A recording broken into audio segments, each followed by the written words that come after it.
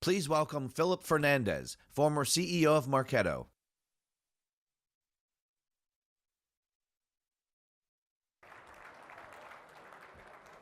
Hello. Good morning. I will wait till people just walk in just another minute, but we'll get going here this morning. It's great. Welcome to SaaStr. It's a phenomenal privilege and honor to be able to kind of kick off the event here, and thank you for all of you coming a little bit before the main event starts to hear what I've got to say. This is actually a really fun thing for me. It's the first kind of original big stage talk I've had a chance to do since I retired from Marketo just a little more than a year ago. And it's a wonderful time to do something like this. Jason actually gave me the idea to do these 10 things I would do even better. And it's been a wonderful opportunity over the last few weeks and months as I've been working on this to really get some distance from the great things we did at Marketo and to be able to think about and what kind of wisdom would I pass forward if I ever had a chance to do this again, which, as I say very clearly, I will not. I am good and thoroughly retired, and so take this only as whatever wisdom I have for anybody that's following in the Marketo footsteps. You know, I'm really kind of amazed at how well Marketo is known, so I probably don't need to say a whole bunch, but just a little bit about myself. I'm a 35-year Silicon Valley vet, been kind of building companies since the early 80s, so I've had a chance to see many, many cycles, and it's just in my bones. I'm basically a product guy, but from my very first days and months in tech in the early 80s, I've been out selling, and so I really live in this world of kind of customers and sales, and then bring it back and how to translate that into products. I've had the honor of 4 IPOs along the way, and now I'm just focusing on board service and mentoring and trying to give back to entrepreneurs that have had a lot to do. I co-founded Marketo in 2006, and we had an amazing run. We were kind of the original T2, D3.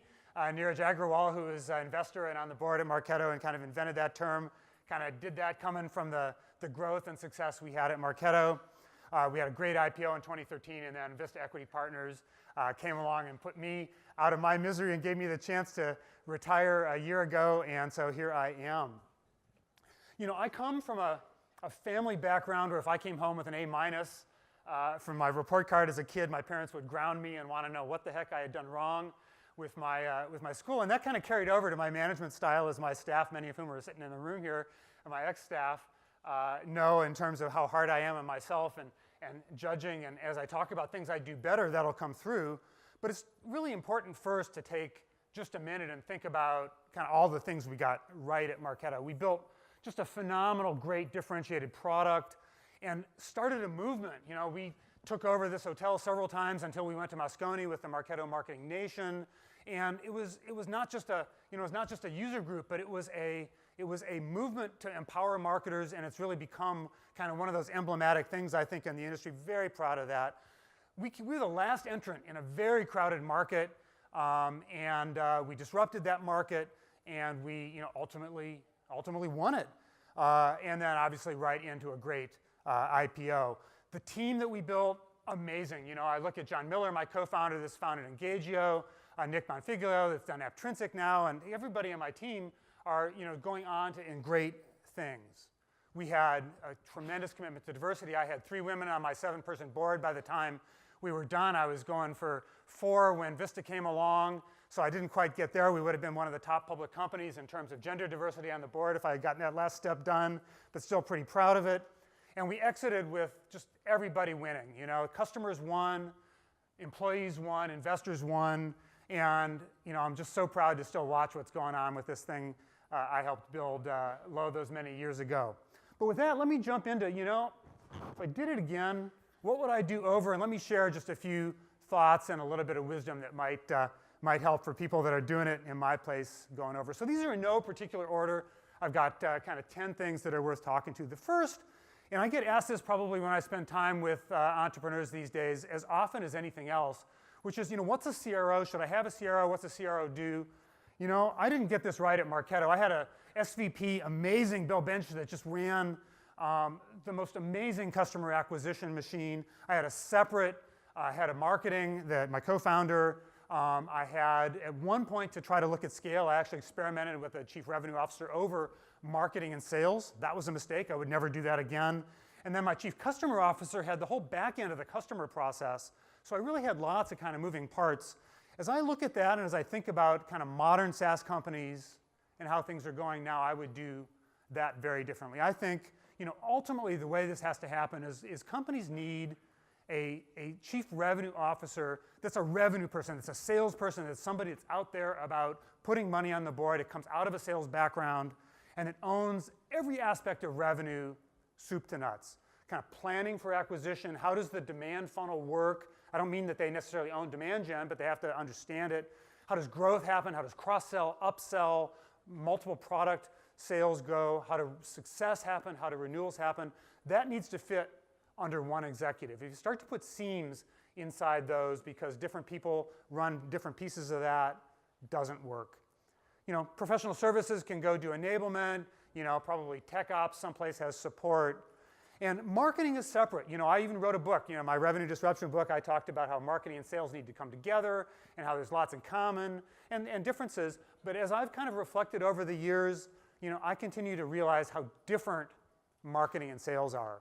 Marketing is a long-range strategic function. Sales is a right now, make the quarter kind of function. So I think marketing needs to be separate from the CRO, but having one person that owns all the revenue is how I would do it over. And we're going to come back and we're going to talk about Rev Ops in a couple of minutes because I think that's one of the most important pieces of wisdom I would have to share. So last time, broken up. Next time, one chief revenue officer that owns every aspect of revenue, one person to ask to own that entire piece. Now we'll shift gears just a little bit. I originally called this a CPO, and then I realized everybody's going to think it was a chief product officer, so I've invented this term, CPPO. It looks a little funny. But this is one of the lessons that I really took away from Marketo that I think everybody can learn from. It will be a little bit controversial. I gave a little preview of this yesterday, and it was very controversial with the group I spoke to. I outsourced HR for a number of years at Marketo, and then as we were growing, brought in kind of a great operational VP that could, make sure we could do payroll and we'd have benefits and, kind of take care of the shop. But it was really only after we went public and had grown that I actually went out and found an amazing, very, very senior chief people officer. She's now doing that job at DocuSign here in the city. And it was transformative to me to have this kind of an individual and this kind of an executive in the company that was able to really look after the people function in the business. And one of the things that I would say is that if you're building a business, you're watching pennies, you've got investors that are asking you what your zero cash date's going to be, you're thinking about your next investment, and all those things make it really hard to make investments that aren't in product or aren't in go-to-market in the early stages of a company. But I assert that you ought to hire the most senior, most capable, most executive chief people officer as soon as you can. If you've got 20 or 30 people or 40 people in the company, if you're scaling, if you're growing, you need to have an HR function up and running. And I've just, I read an expose just in Business Insider, I guess, yesterday about a company that had gotten to some scale and didn't have an HR function and in fact had some goofy stuff going on with harassment in the company, and there was no kind of outlet for where that can happen. And I think it's just a terribly important thing to do in a business. You need to hire the most senior HR person you can find. They need to report to the CEO to have that direct pipeline and to have that kind of trust that comes in. And this is really important because number one, we are all in a global fight for talent. There is no safe refuge. I planted labs all over the world when we were at Marketo, and we could no sooner be any place than Facebook and Google and everybody else come pounding in and started fighting for talent. And if you don't have somebody that's really helping you from day one think about that global fight for talent, you're going to lose compared to people that do. And in this world, no matter what the tone at the top is, no matter how powerful the culture is in the company, you need help to build a culture. You need somebody that's a safe place to ensure that even if you're setting the right tone at the top, everybody in the organization feels empowered, feels safe, feels that they have a place to go. And I think this is one of the most important things always, but even in the culture of kind of Me Too movement and other things today, I can't say enough about how important this is. So, you still might not get the kind of amazing executive I was able to hire after IPO, but go big on this function, go early on this function. Kind of related to this a little bit, and another really interesting lesson I learned at Marketo was how to integrate social responsibility, community involvement, a perspective in the company beyond just the business. And I didn't do that at all when I started Marketo. I'm super high driving. My greatest weakness in the world is, every time, I get to the top of a hill, we accomplish something. We ship a product, we get our biggest customer, we land whatever. I get to the top of that hill and I say, great, let's go on to the next one, and forget to kind of give people time. And so, culturally being able to create that kind of space in a culture is important in general. But I think one of the things I realize is how important it is to start to integrate that set of ideas more broadly with volunteerism, with community, with creating an environment where a company doesn't exist as an island, but instead exists in the community and in the places that it operates. So at Marketo, we had a volunteer time off program, but no real program about it. We had grassroots encouragement for people to do things, but there wasn't really very much that was going on. I would encourage you, as Salesforce, of course, was amazing at this. Mark Benioff's 1-1-1 program of kind of instilling in that organization from day one a culture of giving back, a culture of volunteerism. I admire so many things about that company, but it's one of the things at the very top of the list of what I admire. And so even if you're just figuring out how to raise your Series A, or you're trying to figure out how to grow and scale a little bit, if you're leading a company, you ought to be thinking about how to start to bring things like social responsibility, community involvement into your program. You need to staff for it. This just doesn't happen by magic. We had a lot of energy going on at Marketo about it, but people had busy jobs and without creating opportunities. So later in the days, we actually staffed a senior director level individual in the company just to help propagate and drive forward our involvement in the community. This is a CEO-led function. For me, it was really an amazing epiphany when I happened on this idea that I could integrate, my own personal beliefs about social justice and some, even political beliefs within limits into the company environment, as opposed to how I had kind of deeply compartmentalized all those things before. And by being able to bring an idea of what the company stands for, in the communities in which you operate, really changes the complexion of a company. That doesn't mean everybody that works for you have to believe. And in fact, it's really important to create a safe environment.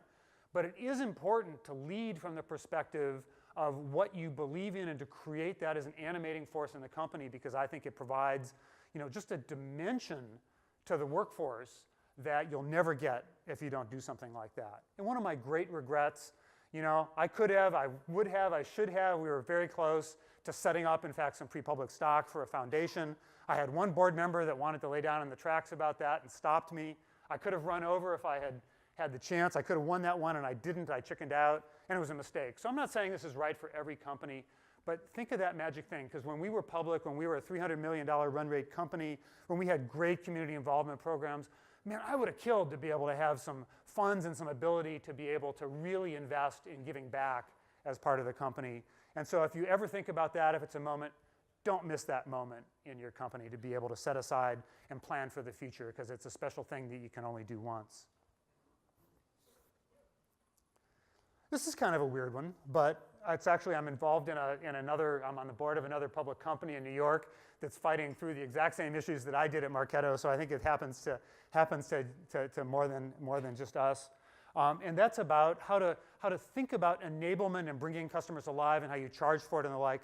And I personally, in the early days of Marketo, remember writing their webpage about our customer services and support. And I wrote this line that was on our website probably for 2.5 or 3 years. It said, at Marketo, your success doesn't have a price.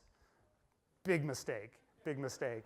And that produced, and it was a culture that in fact translated right into the sales organization, where sales then picked up on that and started to tell everybody, don't worry, it's really easy, you'll be up and running. Don't bother, don't worry about what it is to get running, it's easy.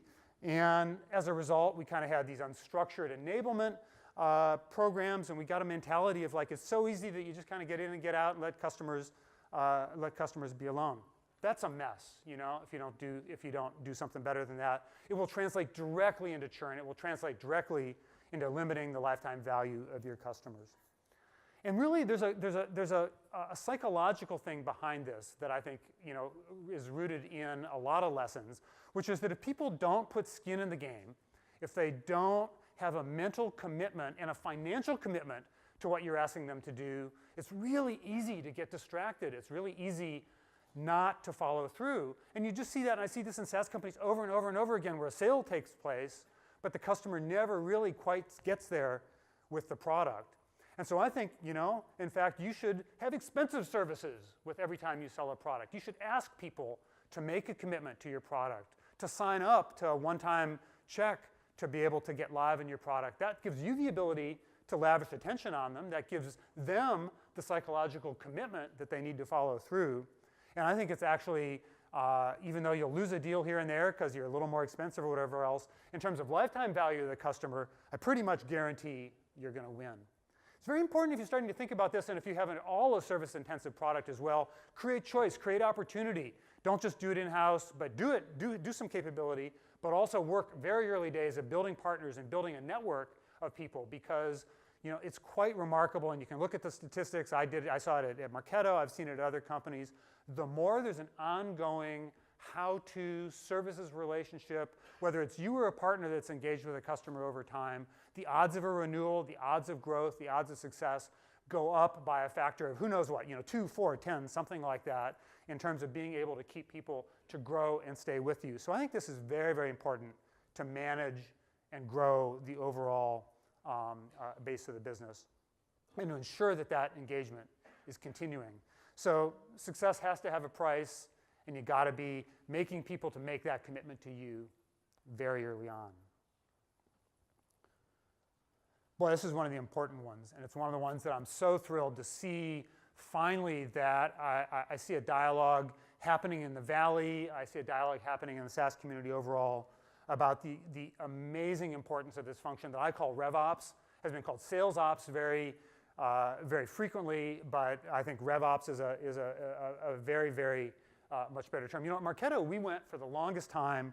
We had a great marketing ops function in marketing that figured out how the whole demand funnel would work, and my co-founder John, built this just amazing ability to really think about the marketing operation and how that impacted revenue. We had in sales a sales ops function. We had in the chief customer officer then went and created a renewal ops function that figured out. And the honest truth is they didn't talk very much. They really didn't coordinate very well together. It really wasn't very good. And then the second thing that I see just like all the time is when people start to build a sales ops function, it really turns out you go get the best Salesforce administrator you can possibly find, and you ask them to be sales ops, and they get Salesforce set up, and they get the basic leads and opportunity models set up and all that kind of stuff. SFDC administration is not sales ops. It's not Rev Ops. Rev Ops is a very strategic function in a company. It's about modeling. It's about analysis. It's about vision. It's about really understanding the business. And I sort of put adjacent to this because it's worth talking about. The other thing we did at Marketo was, for the longest time, the way we trained salespeople was, we'd hire a new salesperson and we'd say, there, go sit next to Chip or go sit next to Kevin or whatever, and do what they do, because they're making their numbers, so listen to what they do and do the same thing. Doesn't work very well when you got 50 or 100 reps to hire, but frankly, it doesn't work very well when you got 5 to hire, because people don't really come to understand the nuance of the business. And so if I were doing it over, first of all, even by $2 or $3 million in revenue, I would be wanting to staff a VP level Rev Ops executive. And an executive that ideally comes out of a sales or a revenue function, but might be a financial planning and analysis, FP&A person out of a finance organization, somebody that really knows how to model and understand a business, somebody that knows and can communicate. And one of the things I look for in this kind of a person is somebody who can storytell, who can come back to me as an executive, come back to the team and say, this is what's happening in the revenue function. This is what's working. This isn't. This is how we should change it. And that ability to have that kind of a voice in the business, even very on, is absolutely critical to designing the way in which you're going to go to market, where you're going to make money, how you're going to grow customers, and ultimately how you build a great revenue go-to-market operation. This person needs to have responsibility for the full end-to-end revenue operation. They need to look up into marketing, up into demand gen, understand where leads are coming from, what kind of account-based marketing activities are taking place, what else is going on, and think about that all the way through the renewal process, the upsell process, the growth process. At the same time, I assert that if you're not somehow, whether inside or going outside and investing in formal sales training programs, formal sales certification programs where you actually ask salespeople to be tested or to do practical demo kind of things to a sales trainer. By the time you've got 10 reps, you are leaving money on the table, because if you can take one more rep and make them 20% more productive or 30% more productive, or lo and behold 10 reps just by a little bit, you have paid for that function 3 times over before you're done. Very, very good investment. This sales Rev Ops thing is tough. I've worked with sales executives that are like, that lean into it. In fact, I've worked with sales executives that are themselves Rev Ops people, and they're terrible sales executives because they're not out selling. They're worrying about the model instead. So don't hire a salesperson that's a Rev Ops, a sales leader, a CRO that is. But you want that person in sales if possible. But a lot of times it doesn't work. You've got a salesperson that just doesn't get there. Then the answer is just put it in finance. Give it to a CFO, give it to a director of finance, have it report to the CEO. But one way or the other, make sure this function exists and thrives in the business. Boy, this is really quite the change from when I built Marketo. This focus on continuous expansion, thinking not about maximum initial deal size, not getting fixated. Every time we had a board meeting at Marketo, we would get asked, what's our ASP? Has our average initial transaction size gone up? People were fixated on that. I'm involved in another kind of company right in the middle of their T2, D3 in New York City these days. I'm on the board. And the CEO there just made a strategic decision to completely change incentives, to go from a place where everything was incented about get the maximum big deal to 2-year value of each initial customer, and change sales comp plans and everything to think about how to think about continuous value creation. So at Marketo, we had large, monolithic products. We were always pushing for how big could we get the initial deal. And then we were really lousy, frankly, at how to come back and think about when and how to cross-sell or upsell or start to grow customers. And even though we were a SaaS company and we had like every last micro detail about what our customers were doing, we had no telemetry really flowing into the business or flowing into the sales team about who was using the product, how people were using the product, and when and how you should go cross-sell somebody or whatever's happening. I think that's all obsolete. A lot of people are getting this right, but it's really the most important thing to think about. Feature-level packaging, smaller products, bite-sized chunks, design products so that they can be bought and consumed in ways so that people can dip a toe in the water, and then they can buy a little more, and they can buy a little more, with intentionally designed expansion paths. Product managers, product marketing people that either spec products or start to think about taking them to market, are really good about what's the positioning and really good about what's the value message and all those things. But they don't necessarily do such a good job of starting to think about what's the 2-year path? What are the ways in which customers buy and grow and expand with products? And so demand your product team or your product marketing team, at the same time they're speccing a product or starting to plan for go-to-market, you ought to be able to answer the question of what's the second purchase? What's the third purchase? What's the fourth purchase? What's the fifth purchase? So you can start to think about this continuous lifetime value. There are amazing products starting to hit the market, right? A Pendo at some size. I talked about Aptrinsic that my longtime tech leader, Nick, has been building here. These companies that are starting to build technologies that you can build into your own products and bring back into the organization for marketing, for selling, for lifetime value, for service and support. The kinds of telemetry you need to really be able to understand how products are being used and to use your product as a demand gen engine, right? If somebody's not using a key feature, the product ought to be telling the customer that they're not using a key feature and incenting and driving towards a sale and feeding that right back into your sales team. And then you got to build financial metrics. You got to build quotas. You've got to make sure that the incremental sale and the growth of a customer is incented every bit as much as the big initial deal, and you got to celebrate it. At Marketo, we'd cover a board with all the new deals, but we didn't have any board any place for upsells. Wrong answer. Celebrate lifecycle revenue every step you go. Quick glass of water.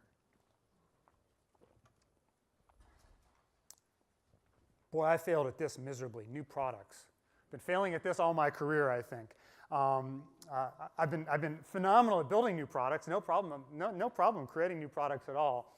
But boy, figuring out how to get a second product, a third product, a fourth product, a fifth product to market, and to have it start to really expand and have the kind of effect on the revenue growth of a company, it's a shockingly hard thing to do. At Marketo, between our organic product creation and M&A we did over time, we grew to have sort of 5 major product lines.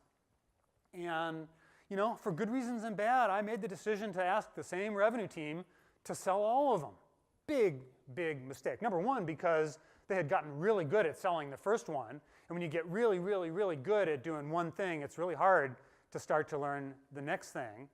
And second, it's really hard when you've got the tyranny of a quarter breathing down your neck, or you got a board that wants to see how the revenue's growing, to be able to not just say ultimately, yeah, head of sales, I don't care what product you sell, just get the quarter made. Big mistake. And then I did half-hearted things to create a general manager, to kind of own and did the classic thing of putting a GM in the product marketing organization that had an overlay responsibility and a quota. That junk just it just basically doesn't work from my point of view, because sales is running at a different metabolism and they just run over and around that kind of stuff too often. And then downstream, we just didn't do the right stuff. Service and support just kept doing their thing. So we fundamentally squandered a lot of resources in Marketo, even in the context of all our success, building new products that just never had the impact on revenue and growth that they should have. If I had it to do over, each of the new products, I would have created a separate, dedicated organization with a senior leader, had them report to me, or had them report to a senior executive, maybe to the CRO, or maybe even to somebody other senior in the organization. And you have to insist on separate quotas for the new products. If you don't have the steely resolve to have a separate quota, to be able to say, I don't care if we got to make the quarter, we have to sell this other product. If you have a company bonus plan, if you have incentives, those incentives have to be at the very top level in the organization, because everything in the business is working against getting this right. And then finally, I'm the last person in the world to ever recommend a business book. If you know me, it's just not my thing. But read Jeffrey Moore's Zone to Win. It's got a great thing about incubating new products that you need to know.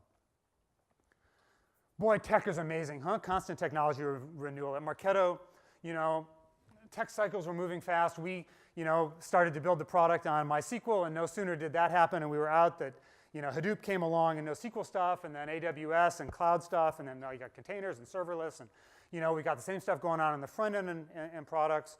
And then we labeled all the sort of old tech as tech debt, but tech debt just isn't as sexy as the new product. Boards don't want to talk about tech debt. And we just didn't renew our skill set at all adequately either, because we were so focused on new product generation. If I had it to do over, you need a research function from day one. It might be the CTO, it might be another kind of early founder. You gotta be looking outside, because if you aren't reinventing your tech, some new startup is gonna grab the next new tech and they are gonna beat you with it. I can basically promise you that. You gotta value technical currency as much as you value new products. You gotta allow schedule time in every last product cycle to be sure you're staying current. It's really hard when you gotta do features and you got customers that want features. I guarantee you, if you don't renew your technology and disrupt yourselves, somebody else will, the way these tech cycles are moving. M&A is a great way to drive currency, so look at that as an option. Always be seeking more TAM. At Marketo, we grew up and we made a decision to grow on the slipstream of Salesforce. They were growing so fast, it was nowhere near as big as they are now, obviously in 2006, but we got really focused on this lather, rinse, repeat kind of thing in one market. Later, we introduced Microsoft Dynamics support. This is obviously specific to our market, but we started to take baby steps towards new TAM. But because we were so fixated on this one market, all of our BD resources, all of our partner resources were focused on this one company, as opposed to finding new friends and expanding horizons and thinking about what we would do next. So no matter how good your initial TAM looks, no matter how big you think it is, don't get comfortable. Always be thinking about what's next. Get a strategic planning function. Force yourself, even at kind of Series A or early Series B level, to have a formal strategic planning process, and think offensively. What are you going to do next? What's the next market you can take? And think defensively, right? Salesforce bought ExactTarget 3 weeks after Marketo went IPO. That was a big gulp, because I hadn't done enough to think defensively about what happens if somebody makes a move like that. Turned out to be a non-event, as it turned out, but it was a pretty big gulp when it happened, because I hadn't done enough planning for how the TAM might change if somebody makes a move. This has to be a top-level organizational focus. And let me finally close here with my last set of thoughts. People ask me a lot of times, what happened? Why did I sell the company to Vista? Why did Marketo kind of, with all of our success, go down the path it did? And the answer is, fundamentally, I played the clock badly.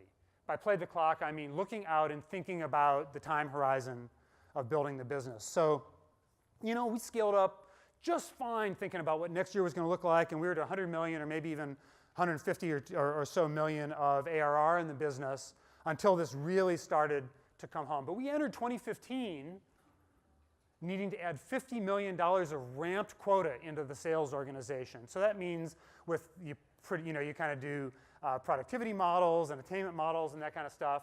That's 60 or 70 new reps that we needed to hire to just even make the numbers that people were expecting of the business, which means we needed at least 10 new sales managers to hire those 70 new reps. Oh man, and we were driving towards profitability, and we were driving towards break even, and all of those people are cost because all these people other than the frontline reps don't make any money. So you need a formal long-range planning process by $50 million to think about this scale-up thing. And most importantly, if I leave you with any thought, you got to accurately model what this is going to cost. I have seen so many companies where they've got a 9-month sales ramp time, but some board member says, that's too expensive, make it 6.